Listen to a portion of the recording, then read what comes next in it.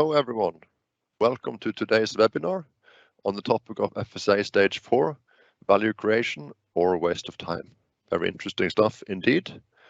My name is Per Ståle Larsen. I'm the head of services in ORS and I will be the moderator today. With me I have two great colleagues, Baris and Morten. Baris, could you please introduce yourself? Yes, and good morning everybody. My name is Baris Arslan. I work as a managing director and a principal consultant at ORS. I have a background in provision of technical risk management advisory services with focus on process safety and functional safety. And in particular, I have been involved in many third-party independent assessments, as well as development of corporate procedures for our clients in safety critical industries. Thank you very much, Boris. Morten, could you say some words? Hello, so my name is Morten Nilstad Pettersen, and I'm the country manager for ORS in Norway, and also I've been working with process safety and SEAL in particular for the last 10-12 years, mostly with the energy sector, oil and gas, and also chemical industry. So looking forward to the webinar today. Over to you, Per Ståle. Thank you very much, Morten. And if you could please take the next slide. So I'll just say a few words about ORS as a company. We are an independent and specialist provider of industrial risk management, and we have been that since 2009. We provide services primarily within the energy sector, petroleum, petrochemicals and other energies, but also industries, normally asset-intensive industries, where our core services are very relevant.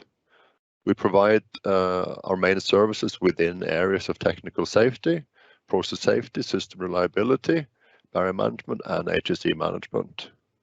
We are around 50 people, 50 colleagues working for a number of sectors and for a wide range of clients. So I will not spend more time with that. It's just to give you a short introduction to the company as well. The webinar today will focus on, there are four main parts. First will be a brief introduction to functional safety and SIL. What is functional safety and SIL? And part two is how to go from design of SIS to operation and how to avoid complexity in operational phase. Part three will be on the SIS operations from an FSA independent assessor perspective. This is normally where we come in as an independent assessor to assess the situation. And the fourth part is how to get the most out of an FSA stage 4. I would recommend everyone curious about the topic to post questions with the Q&A function during the meeting. And after the presentations, we will have a Q&A session where Morten and Boris will be available to answer any questions regarding the topic today. So with that as a backdrop, I think we'll go to next slide and I will leave the word to Morten to guide us through this part of the presentation. Thank you very much, Per Ståle, for this introduction. And you also asked me to give some basics about functional safety and SEAL before we dig into the details of FSA stage 4. Boris will come back to that later in this webinar. So I will now say some words about the basics of SEAL. So functional safety in general is all about the framework for design and operation of what we call instrumented or programmable barriers, which are part of the barriers for process systems, all to avoid accidents and incidents for assets. So key term here, when we are talking about SEAL and functional safety, is about a safety instrumented function. So a safety instrumented function is a protective function that typically consists of a sensor element. Then we are typically talking about the pressure or temperature transmitter, logic solver, and a final element that could be typically a relay, valve, or similar. So the intention with the SIF is to act upon a process extreme and prevent that a scenario develops into a hazardous scenario, for instance, a loss of containment scenario. So how do we end up with a seal requirement for a SIF? Well, the normal way is to use a risk-based approach to define the integrity requirements for a SIF. That could be a LUPA, risk graph, or similar. And the intention is to be able to achieve an acceptable risk level based on the risk acceptance criteria from the asset owner or industry and so on. So this integrity requirement that I'm talking about is what we call safety integrity level, or SEAL. So you can see the numbers here from SEAL 1 to SEAL 4, and the principle is that the higher SEAL level, the more strict requirements. So in terms of reliability, SEAL 1 means that we need to have a function that can fail no more than 1 in 10 demands, as an example. So if we have instrumented protective functions that will be designed according to the functional safety framework, then we need to adopt the requirements given by international standards. And here we're typically talking about IEC61508, which is a key standard for functional safety, and also some industry-specific standards. For the topic today, IEC61511 is a key standard. So if we move over to the next slide, I will say some more words about the functional safety assessment in general. So the standards that I just mentioned, the IEC61508 and 61511, they provide what we call a life cycle regime for design and operation of safety instrumented functions. This is typically referred to as the SIS lifecycle activities. So achieving functional safety, it's not only about proper design or procurement of high integrity components, but it's also about proper follow-up and maintenance throughout the entire life cycle and the lifetime of the field. And this is something that we will come back to in this webinar today. So the functional safety assessment is an activity which is typically performed by a third party, and the intention and objective with the FSA is to confirm that functional safety is achieved and that it's followed up per rules, regulations, and the standards that I just mentioned. So if you implement IEC61511, you are also required to do the FSAs. And this is also typically required by industry-specific guidelines. So please move back again. Thanks. So the FSA is performed on the following steps. So we do it on stage 1. And the FSA stage 1 means that you will do an assessment of the functional safety activities after risks have been identified, and when it's been specified what kind of trips or instrumented functions that should be given SEAL requirements. So it's after the initial phase and in the design phase. Then we have FSA stage 2. This is an activity done after design and procurement of SIFs, so still in the project phase or design phase. And then we have FSA stage 3. So the objective with the FSA stage 3 is to assess the functional safety activities after installation, commissioning, and validation of the SIFs. So this is the last FSA activity performed before the systems are taken into operation. Then today's topic about FSA stage 4. So this is an activity done during the operational phase of an asset. And this is then the focus for today's webinar. So moving over to the next slide, the FSA stage 4 is covering 6 main areas, which will also be further discussed in today's webinar. So the first key topic, which are focus area for FSA stage 4, is functional safety management. So this is focusing on organization, responsibilities, and so on. We have a focus area called training and competence. So This is focusing on how functional safety aspects are communicated and integrated with end users. We have documentation. It's all about how functional safety documentation is kept up to date, not only during design phase, but also then during the operational phase. Design clarifications. So for instance, related to follow-up of assumptions or premises done during the project phase, how this is transferred into the operational phase. We have operations and maintenance.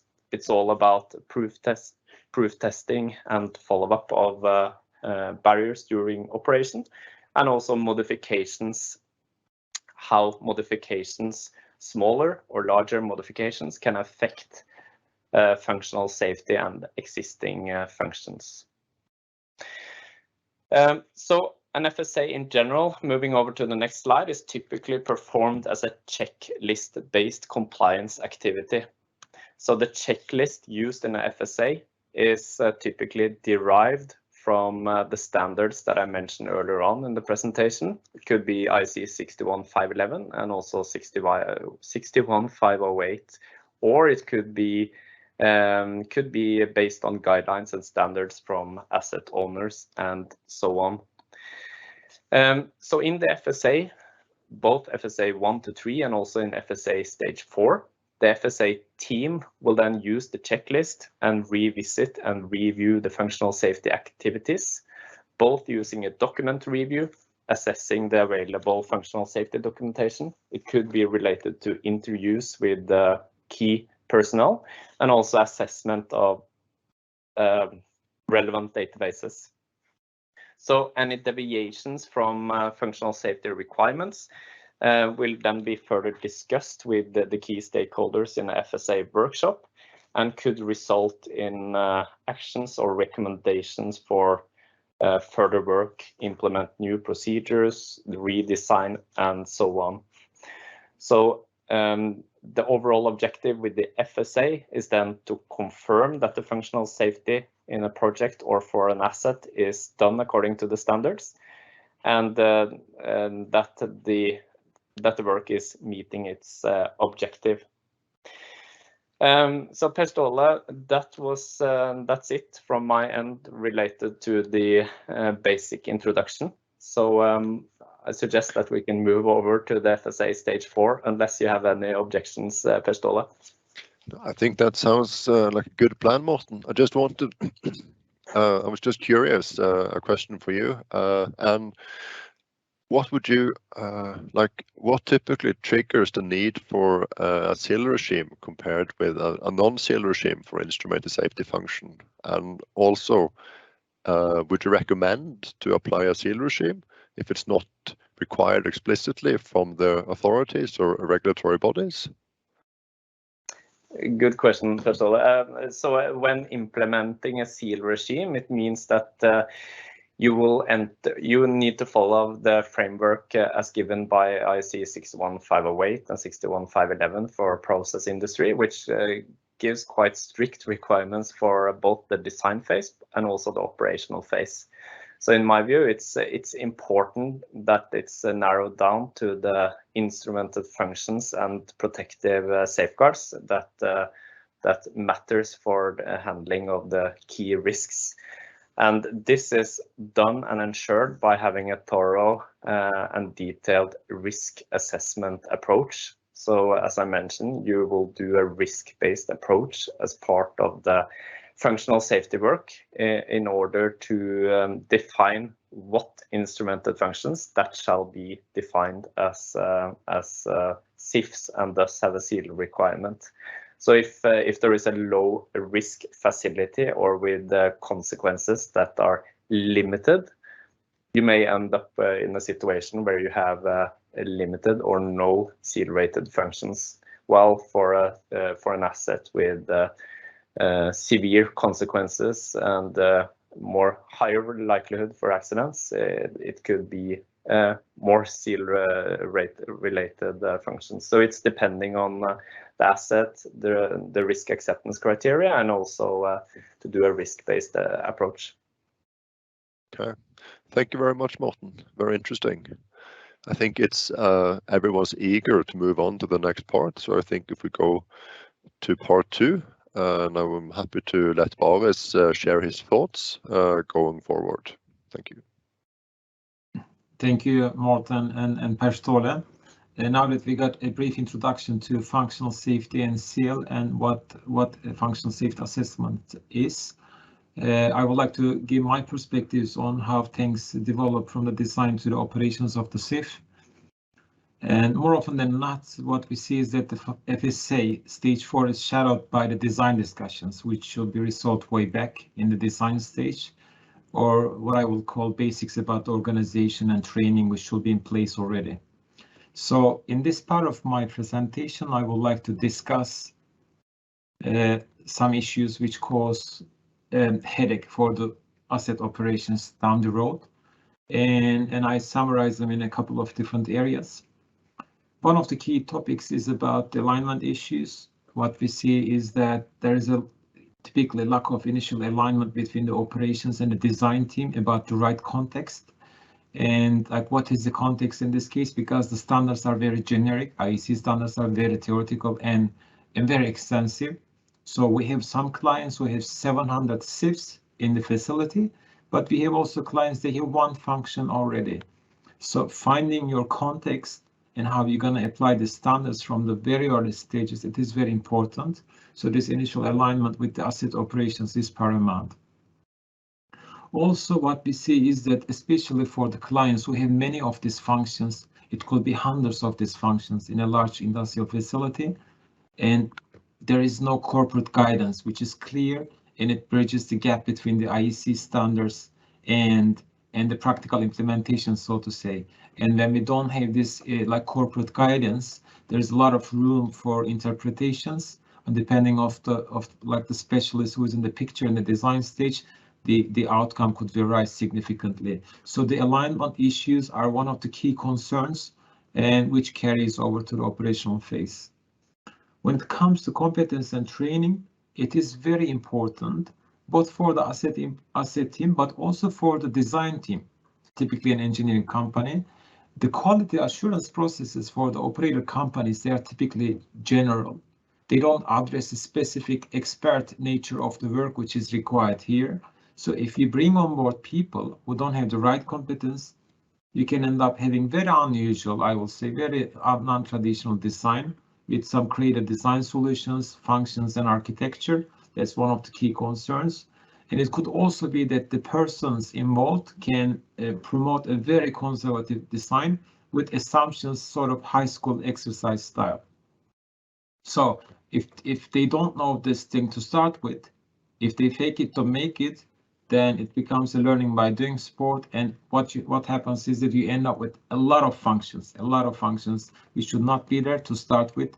And that goes back to your question, Per Ståle, what comes under SIL regime and not.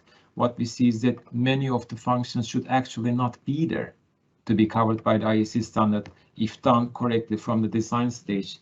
So what you also see is that when there is a lack of corporate procedure or a functional safety plan from the design stage, a lot of things are actually done to satisfy the personal preferences and not actually the needs of the asset operations team.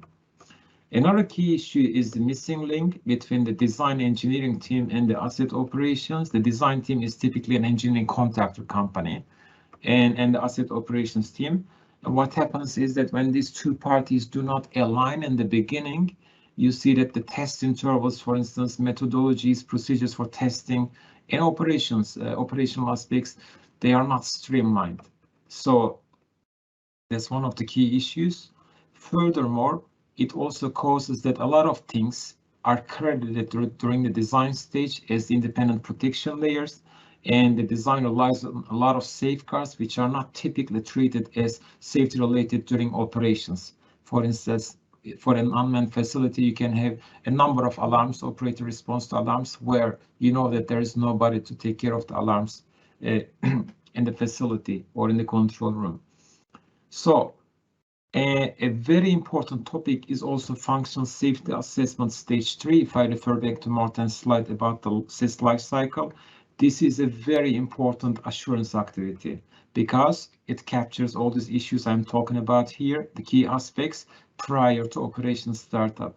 If it is not done properly in a timely manner and you end up carrying over these unrealistic and incorrect integrity requirements for the functions to the operational phase, with a burden of incomplete and inadequate SIS documentation, operations team will have some difficult time to start with, so that they cannot focus on their actual work, which is to monitor the performance of the SIF during operations. I would like to continue with some practical examples, again, related to design and what causes the headache. Once again, to the right, you see the SIS lifecycle phases. So when we talk about the IEC standards, it typically refers to lifecycle phases, input and output activities, and these activities should be described in the functional safety plan specific for the design stage. What we see is that this plan, sometimes it doesn't exist, even for billion-dollar projects. And it is very surprising that there is not even a simple plan, or the plan is inadequate, or the plan is not based on like taking the perspective of the asset team or the corporate standards. So this is one of the issues causing problems to start with. Furthermore, we see that the process hazard analysis and HACCP and the SEAL allocation exercises, they are poorly documented. They don't cover the entire scope, and the wrong methodologies are applied to have results which are conservative, which are wrong, and you end up having many SIS which should not be there to start with. So another issue is related to safety requirement specification, which I used to call it, it's like an ID card, a central document for the SIF, for each SIF, and it can be excessive. It can have a lot of generic information. It doesn't give any value to the operations team. And it's just a repeat of the standard text from different places. And it is full of over promises, like this SIF will do this and do that and all the other things, which actually they not aligned with the operations team about mean time to repair, reset requirements, compensating measures, and all the other things. And then SEAL verification assessments, what we see many of them, as I told in the beginning, we are involved in many of these third-party assessments. Surprisingly, we see very often that the numbers, even the simple math, it doesn't add up. The wrong input data, wrong methodologies, and wrong results. And it is not detected during the functional safety assessment stage 3. We see also that there are many mismatches between the SRS document and SEAL verification. Like not only that, like we look into the assets and operations, like which have been there like 5-10 years, the number of SIFs do not match between the SEAL allocation, SRS, and the SEAL verification documents, as simple as that. And then these things are actually exposed to the operations team. It is not their fault, but they live with the fact many years. So safety analysis reports a key moment to get it right for input data. We see that the certificates are missing, the input data is wrong, or the certificates for very high integrity components are not valid any longer. And one more time, what we also see that the third-party functional safety assessment, it has wrong timing. It doesn't allow the timely closure of the actions from this exercise, and it doesn't address the key aspects and deficiencies in the design and as a part of operational readiness. So what I have discussed in this slide and the previous slide is that actually functional safety assessment stage 4, which I will discuss more specifically in my next slide. All in all, it should be about the improvements for the operational performance monitoring and not about an ocean of findings about what is not in place. And honestly, I don't think that you need an independent assessment team to map out all these design-related issues. If you just look at this presentation, you could figure out yourself. But what happens is that it is overburdened, so to say, and focusing on the design issues stage 4, then I will think that it's a waste of time for your company to conduct a stage 4 exercise.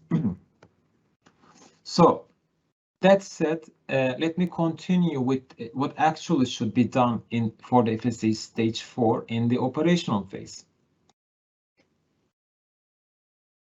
So when we take the SIF from design stage to operations, what do we actually do?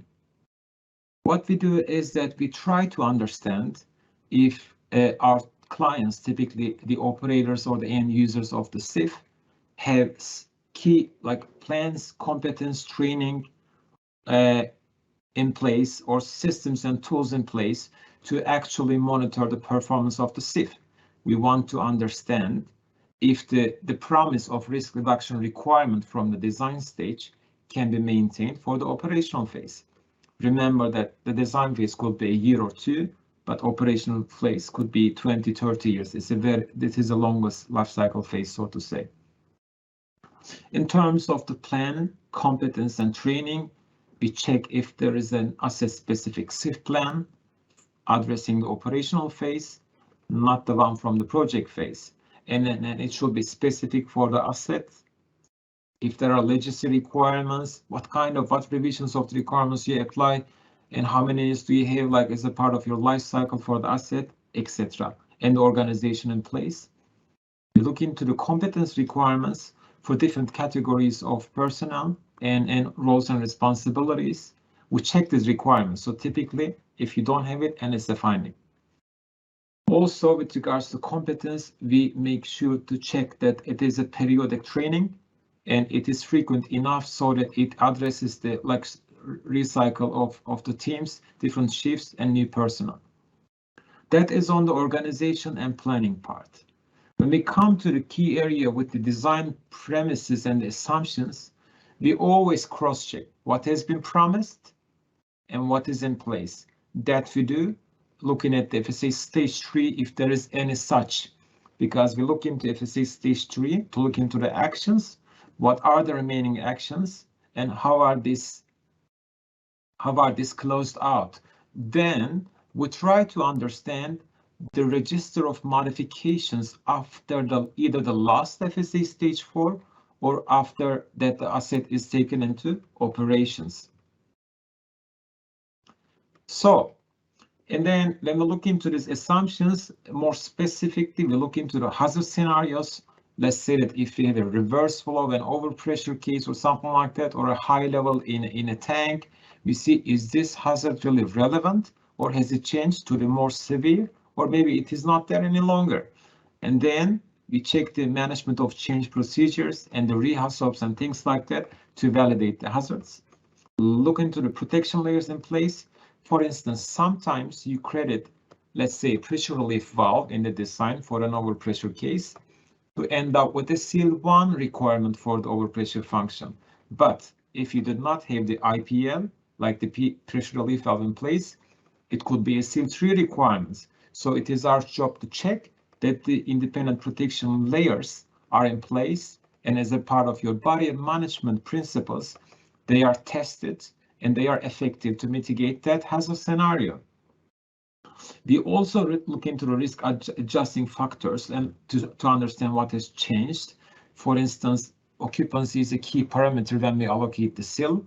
If the area is occupied all the time, then it is one thing, but if you are only in the area 2 hours a day, it is another thing to the SIL allocation process. So if it has changed, then it has also implication on the SIL requirements. We look into the input data, this time from the perspective that to understand if the generic data which is used in the initial design, if it corresponds with the field experience. But in order for us to do it, we must understand the reporting procedures, computerized maintenance management systems with the failure reporting and collection and classification of this data, and how it is sort of analyzed to understand if the field data is realistic. So this is a key moment for us, and also we look into the aging perspective, because most of these high integrity components, especially the ones with mechanical parts, they have limited useful lifetime, and useful lifetime refers to the part of the lifetime where we assume that the failure rate remain unchanged under the assumption that it is subject to periodic proof testing. But as the IEC standard says, if it is beyond the useful lifetime, then the failure rate cannot be assumed to be constant. So we try to understand how our clients work with the useful lifetime and aging concepts, if they are proactive in understanding what components are critical to be replaced, or like if they are going to reduce the test intervals, like what is the strategy, so to say. This is a key moment in our work. And all in all, you can imagine that, again, finding the right context is important. Remember that our clients could be a company with only one SIF in place, and it is the only thing they have. Then they need some other systems, but it could be a large complex petrochemical facility with up to 1,000 functions. Then they will have to have systems in place and tools in place and workflows which address this complexity. So we do all these checks in operational phase in the light of the context, so to say. Context is very important. And then we check if these tools are adequate in addressing the challenges and deficiencies, and so that it creates also value to them. Sometimes the tools are more overwhelming than it creates value for our clients. So do you have any questions so far, Pastoli, from the group or from participants? Yes, we have a couple of questions. I propose we take them all in the Q&A session. I think that's easier, and we can just save them till then. But we're starting to get in some very good questions, so I'm happy to see that.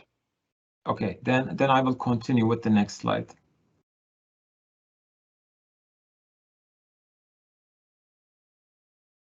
So now that I have discussed what we look into in a functional safety assessment stage 4, I would like to share some examples of findings. And one of the key issues is about the traceability and the state of SIS-related documentation. This is a classical finding, and I just want to say that this is a very specific when we have the reports, but for today's context, I briefly address them at a high level. And then another key issue is the lack of functional safety plan for the asset, and also unclear roles and responsibilities for handling the safety instrumented functions in operational phase. We talk about lack of competence and training for the asset team, support team, and the suppliers. Very important, because most of our clients are large integrated companies, and their suppliers execute a lot of the safety instrumented lifecycle work. Incorrect and incomplete content in the SIL verification assessments. Likewise, in the safety requirement specifications, lack of proper proof test procedures, mismatch between the SRS and the proof test procedures. It is as serious as that we see that the procedures are wrong. I mean, the information is wrong. So basically they put for a different type of level transmitter and generate information for testing for these very critical components. And very serious issues indeed. And the test intervals are wrong. It doesn't match with the SAP or the maintenance management system, etc. And we see that the premises and assumptions from the design stage has changed, but not follow up, or it's not a part of the management of change process. We see that our clients or their team have a lack of understanding about faults, failures as a part of the failure reporting process, in a way that they don't recognize different type of dangerous detected or dangerous undetected failures, which is a key moment to understand the SIS performance. And also we say that they have no systems in place or very poor systems in place to monitor the SIS performance for their context. And we see that they turn a blind eye on the aging problems for the SIF subcomponents. A batch or a mix of these findings are typically what we address in different FSA stage 4 assessments. That is what we do in a stage 4. And so far, I have discussed why operations team are exposed to some headache because of the design related issues, which is not their mistake, but they are exposed to it. But I have also discussed how and what we do in a functional safety assessment stage 4 if it wasn't like ideal circumstance. And in my next slide, I would like to discuss how we can get most out of stage 4 assessments. And this one I prefer to categorize in 2 groups, the aim for improvements. And basically, if it is to be a smooth exercise for our clients, then I think to start with, they should have resolved some of the issues which should be resolved prior to operation startup. So if they know that these issues are in place, and if they just want to take a third party, to get a report on that, that will be a bit waste of time, in my opinion, because if they know that these issues are in place, I think the first priority will be to solve these issues. And let me summarize a couple of points related to like the stage, design stage and prior to operation startup with the installation and commissioning and so on. Basically not involving the operations team for the design phase and like installation and commissioning, it's a recipe for headache for operations. Involve operations as soon as possible from the very early stage, if possible from the concept stage. And also for the asset team, you have typically the resources asset team. Please don't underestimate the importance of this. Assign resources for the project phase covering seal and process safety matters to take your interest. And remove all fancy words and terms and don't be too creative to ensure that the solutions are conventional and broadly aligned with the asset operations philosophy. Also, plan for an extensive FSA stage 3 by an independent party, organized in a timely manner. SIS documentation must be correct, complete, and traceable prior to operation startup. So these are the things related to the pre-operational phase. And for the operational phase, I have never seen that these things work if there is not a single point for person for coordination of seal-related activities. And to keep the documentation and systems in place, make sure that things are worked out in a structured manner. Assign a single point. This is the warmest and like the most important advice I can give to our clients who are in the operational phase with assets. Also, please prepare a specific SIS lifecycle plan for your own. Assets are very different. I mean, what is your context? Prepare this plan. It doesn't have to be a long, it could be a couple of pages. You describe what activities you're gonna do, in which frequencies, and who is the responsible person. And it will help you to allocate the budget, time, and resources. So this is also a very important issue. This plan must be in place. And it should be based on the premises from the design specific functional safety management plan and additional corporate requirements. Also, tools, systems, and workflows commensurate with your context should be in place as soon as possible, and ideally prior to operation startup. So basically the functional safety assessment stage 3 should also check this kind of things, that the tools are in place.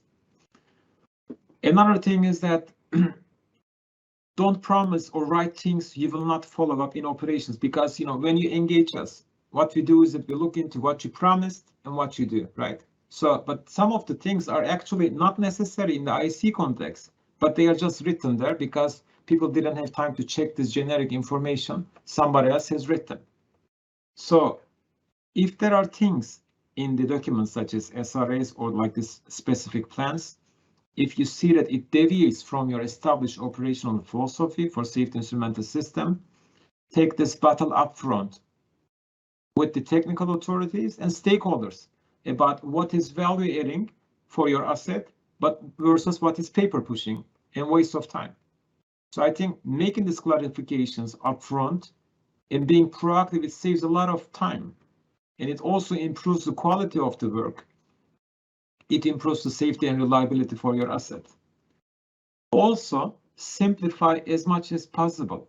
Challenge all the information. There are so many documents which should be voided. They are excessive. So there must be a proactive approach to understand what can be simplified as much as possible and bring clarity on which documents are a part of management of change, which documents are just the design documents. So the design documents should be in your lifecycle information system so that you can access them if you need.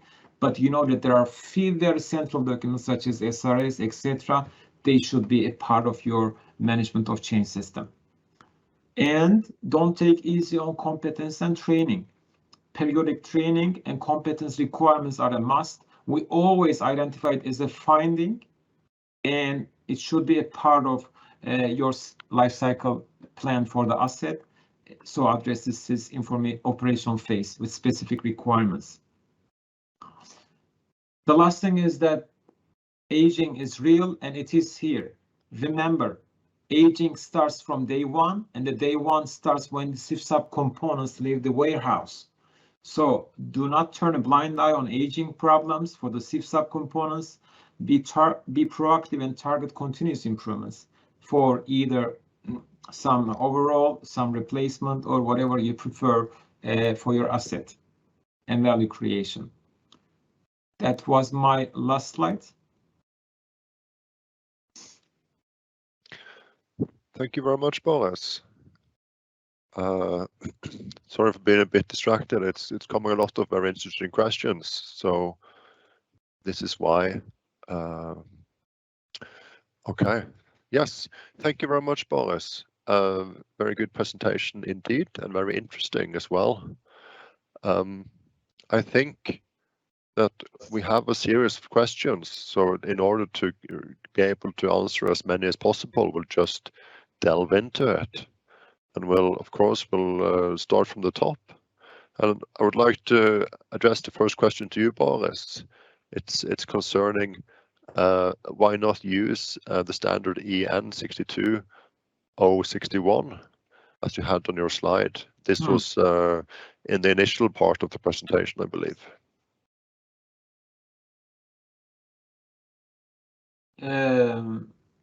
In my presentation or in Morten's part? I think it's probably in the slide before this, maybe. Here, potentially. So exactly. So you talk about 62061. Yep. So you can use it, but it is about the machinery directive. So basically IEC61508, it is an umbrella standard, it's a generic standard. And then the application of this standard in different industries, whereas of course you're gonna use 62061 if it is not the process or like power plants related industry. So what we are talking about here, particularly, it is related to the application of 61508 in the process industries, which is 61511. Okay. Thank you very much. I hope that answered the question to the person sending it. We'll move to the next question, and I think the question is concerning timing of the third-party functional safety assessment. And I think we will split this in two. So I'll ask you, Morten, to talk about the appropriate timing for FSA stage 1, 2, and 3, and then you, Boris, could say some words about the optimum timing for the FSA 4. Thanks, Per Ståle, for the question. It's an interesting question that we are frequently discussing with projects and clients. And in general, the FSA stages 1 to 4 that I mentioned earlier on in this webinar is also tailored in order to ensure that you have FSAs in the correct timing. So basically, when you are in the installation and commissioning phase, it's too late to identify deviations related to wrong seal requirements, that you have procured a sensor element which is not fit for purpose, and so on. So that's why we are doing the FSA in stages, but also arranging the various FSAs in optimal timing is also important. So the general recommendation is also to make sure that the FSAs are for project phase is arranged at the timing when it's possible to do something with the identified deviations and recommendations without causing a project delay. And I can also mention that for FSA 3 in general, it's an interesting question, and also because that's covering the commissioning and the installation phase. So the question is, shall you do the FSA 3 after the systems have been installed and commissioned to make sure that everything is done correctly and you're ready to start up? or should it be performed after you have made the commissioning procedures, installation procedures, to make sure that your plans are actually covering all parts of functional safety?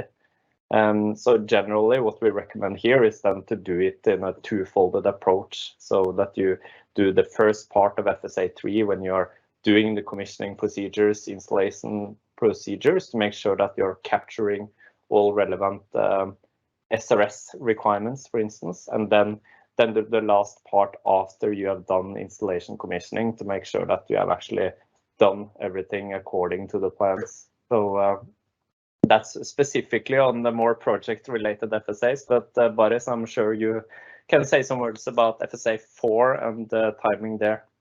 So quickly on addressing on the stage 4, I think we talk about a number of stage 4s to start with, because the operational phase is the longest phase, right?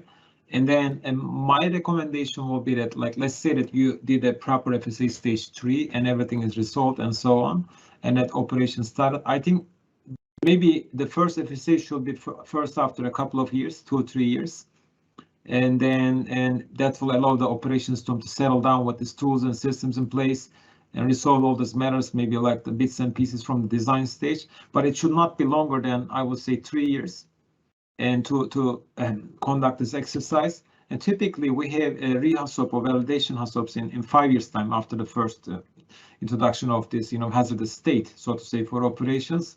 It means that if this exercise is conducted sometime before the HACCP, that will also allow the company to streamline their management of change processes, etc., ahead of the HACCP. So then after the HACCP, it will be a much more smooth, operational phase.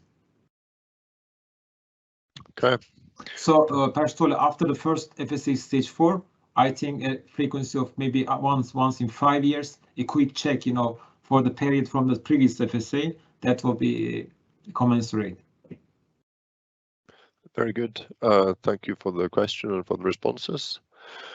We'll go to the next question, and I think I will forward this to you, Boris. The question is, I understand that FSA stage 4 is a challenge for legacy plans, but is it a challenge as well for relatively new plans designed in accordance with the IEC standard?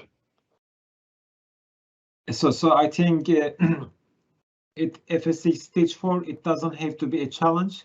It's always a challenge. So basically what you are supposed to do, it is written in slides. So basically we try to understand if the SIF performs to the design premises. But if there are many functions personally, and if the design work and the stage 3 has not been done in a proper way, FSA stage 4 will be full of recommendations for a new facility addressing the design related issues. So it will be a challenge for the operations team. Also remembering the fact that when the design is over, the design team is demobilized, right? And then you have the operational people. They are very qualified and competent people, but they don't necessarily know all these tiny little details and the story from the design phase. So that will be very challenging for the asset operations team to answer all these detailed questions. So I think that maybe if the first stage 4 is sort of like sorted out, and then the design matters are resolved, for the operational phase, I don't see any, it should be quite straightforward to look into the systems and competence requirements and see how the company is managing this performance monitoring part, specifically for the test results, analysis of test results, and the performance of the SIFs. Okay, good. Thank you.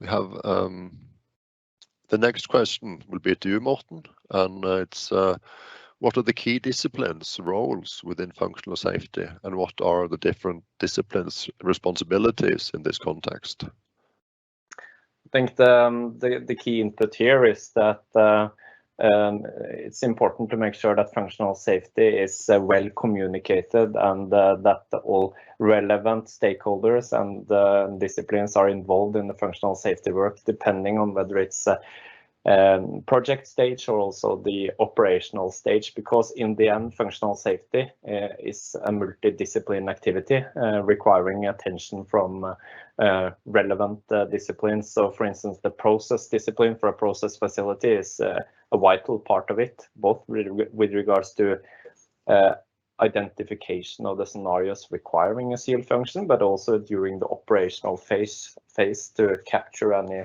modifications or changes in the boundary conditions. We have instrument that is typically responsible for the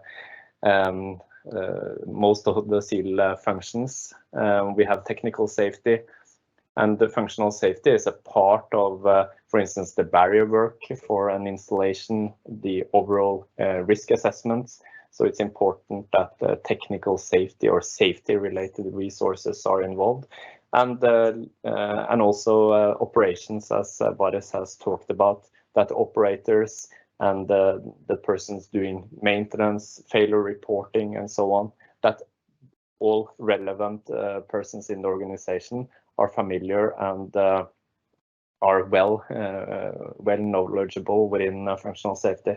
That's important. Yeah, it sounds like a good summary and a lot of good points about disciplines there. We'll soldier on with more questions. We still have some time, and I think I'll leave the next to you, Boris, and it's from Morten Yu, and it's specific for Norway. And I think the question is, before Gjøa in 2008, hardly any developments were made according to the full IEC regime. So I'm not sure if we can answer the question here, but the question is what Norwegian facilities have ORN RUS FSA 4 on, and do most of the challenges even apply on this installation? I guess in broader terms, it is for what type of installations have we experienced the challenges that you have now presented during FSA 4? Well, I mean, this question, it's a very good question, and I really appreciate it. I cannot tell the assets, but I think that I fully share this, view, and I mean, we have done it for different type of assets, for FPSs and all the other things. Mostly the assets which are taken into operation, if I am to think about it, after 2010, 2009, 2000 FPSs, like, and then floaters and things like that. I think my experience is that in Norway, country specific, there is a challenge, which comes from, there is a challenge and there is an advantage. I mean, and the X factor in Norway is that the design was a bit faster because there is a broader alignment on the principles of Norwegian guideline 070. But you can end up with many functions, hundreds of functions, which if you preferred a LOPA-based approach, you wouldn't have these functions. So what it means is that when we have this third-party exercise with the FSA on Norwegian projects, we see that the asset team is overburdened. There are so many functions, the amount of work increases, both with regards to having this overview, but also the maintenance aspects, etc., etc. This is a unique challenge we see in Norway. And another challenge we see in Norway is that this is generally speaking. So again, to Morten's question, I have not been involved on the facilities like before 2008, so this is the answer. But a unique challenge in Norwegian projects is that the clients don't understand what is the difference between like the PST and EST rate like systems, because they have very strict maintenance and testing regimes on this kind of systems already. And there is a very high level of compliance. Also post Deepwater Horizon accident, Petroleum Safety Authority came out with barrier management principles, which put another level of requirements for maintenance monitoring for the safety barriers. So they don't understand from which direction this IEC standard comes in, and there is some overlapping work. So the operators have difficulty in understanding the right level and context to put this kind of assurance activities. Okay, thank you very much, Boris. We still have time for a few more questions. And I guess your throat is good and warm now, Boris, you're ready for another question. So I'd like to ask you, how do you establish an adequate functional safety training program for personnel? I think, again, here it must be depending on the context. Again, remember, some clients could have only one function or two, and it's an unmanned facility and things like that. So that is one thing. But let's talk about the larger clients, a chemical facility or similar. They have typically an operations team with different roles and responsibilities, technicians looking into maintenance part of it or testing part of it for electrical systems, telecom systems, fire and gas. So basically, and we have the control room operators, and we have the engineering organizations, or like the persons who are not involved in the physical labor work or part of it. They need some other type of competence. I think I see that all these things for specific asset level, not on a corporate level, it should be addressed on the plan, and it should also address the specific challenges. For instance, what does this organization need? Sometimes our clients are very well equipped and they have very competent personnel and a long track record, but sometimes our clients, they don't have it. They don't have these opportunities. So I recommend recognized courses from one of these, famous providers of the certifications. They are good. It will not give you all the answers. It will not give you the experience. I think it's still a good quality stamp. That's one thing. For the technicians, it must be specific for the asset. It is not going to be generic. And for the technicians especially, it must be focused on making sure that the test procedures are understandable, and also the failure modes and failure types, they are included in the training material. So when you see an ESTV like a shutdown valve, like breaking down, or an issue with the transmitter, he's not going to sit there and think about the failure type. All these things should be part of the training material with pictures and interactive material, so that the people are trained for these high integrity components. It's not going to be like a thinking moment, when they do the work. It will be that they will understand the issue, understand the failure type, and report it in IFS or SAP or something like that. So very interactive, very specific training. Okay, thank you, Boris. We'll just move on, and the next is from Morten, you as well.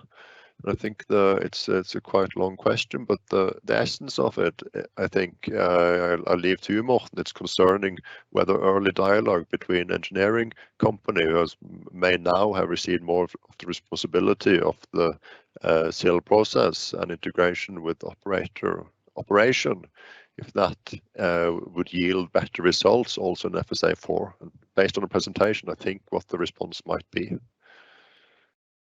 Yes, thanks, Per Ståle, and also to Morten for yet another good question. And you're writing also that operations should already be part of FSA 3. And in my view, it's important that the operations are part of the functional safety work and taking ownership to it already from FSA stage 1.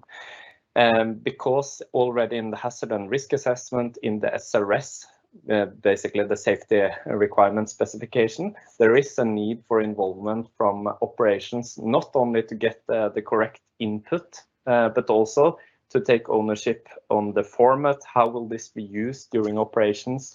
Will the SRS developed during the project phase be used as is during operation, or will you make something else? So the involvement from day one in the project is vital in order to make the handover as effective as possible, and also to make sure that the functional safety work from the project phase is fit for purpose.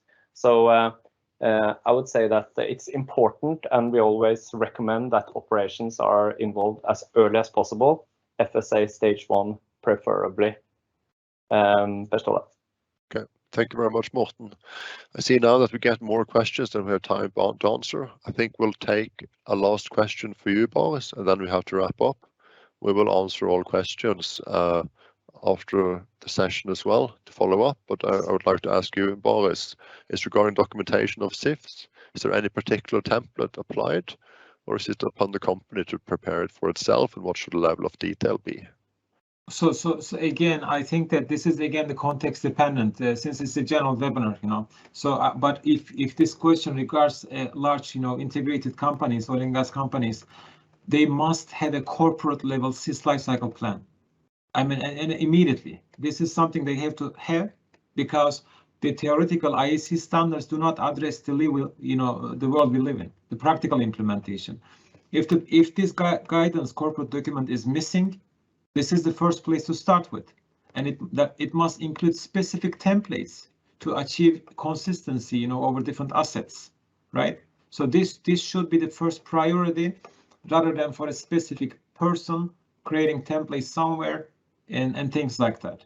But if it is like a minor asset, like if it could just be like methanol plant, you know, with 1 or 2 functions, then I think it's good that a template-based approach is used for the individual to address the individual SIF or 2. Okay. Thank you, Boris. That was unfortunately all we had time for now. We had booked an hour and the hour has been spent. I'd like to thank Boris and Morten very much for their valuable input. The webinar will be available at our webpage. And of course, encourage everyone to contact Morten or Boris or other from ORS to discuss or get advice more on this expert matter. Thank you very much and have a nice day.